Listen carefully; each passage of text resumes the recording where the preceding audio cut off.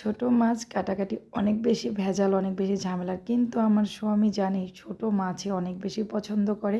তো সবসময় এই ছোট মাছ একটুখানি হলেও আমি কাটাকাটি করে সুন্দরভাবে যত্ন করে রান্না করি যেন সে খুব মজা করে খায়। আর আমিও তার মুখে একটু তারিফ শুনতে পারি রান্নার। তো হ্যালো এভরিওয়ান, আসসালামু আলাইকুম। শেয়ার করছি আজকে ছোট পাঁচমিশালি মাছের চচ্চড়ি। এটা হচ্ছে আমি গ্রাম থেকে মাছটা নিয়ে এসেছিলাম। মূলত আমাদের পুকুরে এই মাছটা ধরেছিল শ্বশুর বাবার পুকুর থেকে আনা এই মাছটা। তো শ্বশুর বাবার ছেলেকে আজকে রান্না করে খাওয়াবো নিজের মন মতো।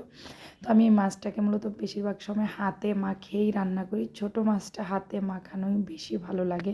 পেঁয়াজ, কাঁচামরিচ, একটু রসুন, তারপরে হচ্ছে হলুদ, মরিচ, সরিষার তেল দিয়ে লবণ দিয়ে ভালো করে ম্যারিনেট করে এভাবে 5-7 মিনিট 10 মিনিট আমি রেখে দিই। তো এই জিনিসটা মাছের ভিতরে মূলত মশলাটা খুব ভালো করে মিশে যায় আর কি।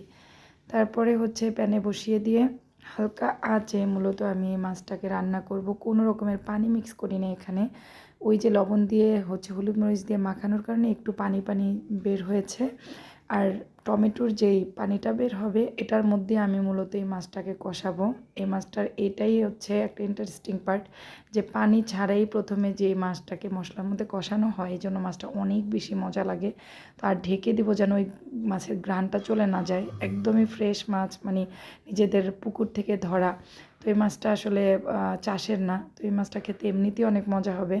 তো আমি একদম মিডিয়াম আঁচে জালটা রেখে প্রথমে হচ্ছে 10-12-15 মিনিট আর কি এভাবেই জাল দেবো যেন মাছ থেকে অনেক একটুখানি পানি বের হয়ে আসে। দেখতে পাচ্ছেন যে মাছ থেকে একটুখানি পানি পানি বের হয়ে আসছে আর মাছটা হচ্ছে সেদ্ধ হওয়া শুরু হয়েছে।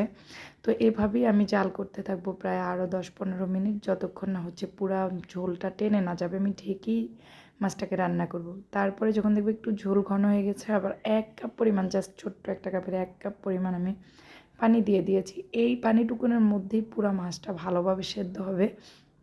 তারপরে হচ্ছে যে মাছটা খেতে অনেক মজা লাগবে। আসলে এই মাছটা থাকলে, একটা মাছ থাকলে অন্য কোনো দুপুরবেলা কোনো আইটেমই লাগে না। আমার হাজব্যান্ড খুবই পছন্দ করে। তো মাছের সাথে একটু স্বাদ বাড়ানোর জন্য আমি হচ্ছে ধনিয়া পাতা দিয়ে দিব।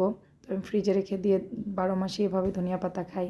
তো ধনিয়া পাতাটা একটু বেশি করে দিব যেন ভালো লাগে ছোটো মাছটা। তো এই মাছ যেদিন আমি রান্না করি অন্যান্য তেমন আইটেম রাখি না, সাথে একটু ভর্তা আইটেম রাখি অথবা বড় মাছ মাংস রান্না করি না, কারণ এই একটা আইটেম দিয়ে তৃপ্তি করে ভাত খায় আমার হাজব্যান্ড, খুব মজা করে ভাত খেতে পারে। তো দেখেন কি সুন্দর একটা কালার এসেছে। আর আমি একদমই ঝোল রাখিনি, শুকনা শুকনা করে একদম চচ্চড়ি করেছি যেন গরম ভাতের সাথে অনেক মজা লাগে, অনেক টেস্টি লাগে। আর মাশাল্লাহ এমন সুন্দর একটা কালার এসেছে যে আমার হাজব্যান্ড এই মাছটা দেখি বলছে আজকে তো 2 প্লেট আমি ভাত খাবো। আসলে যেদিন ও অফিসে না যায় অথবা দেখা গেছে ছুটি থাকে সেই দিনই আমি ছোটোখাটো মাছ একটু রান্না করার চেষ্টা করি, ওই দিনই দুপুরবেলা একটু খেতে পারে। তো দেখেন এখানে কালারটা মাশাল্লাহ কি সুন্দর এসেছে। আমি আবার বাইরে যে একটু ভিডিও করলাম। যে এই ছিল আজকের রেসিপি। নেক্সট ভিডিও দেখার আমন্ত্রণ জানিয়ে আল্লাহ হাফেজ।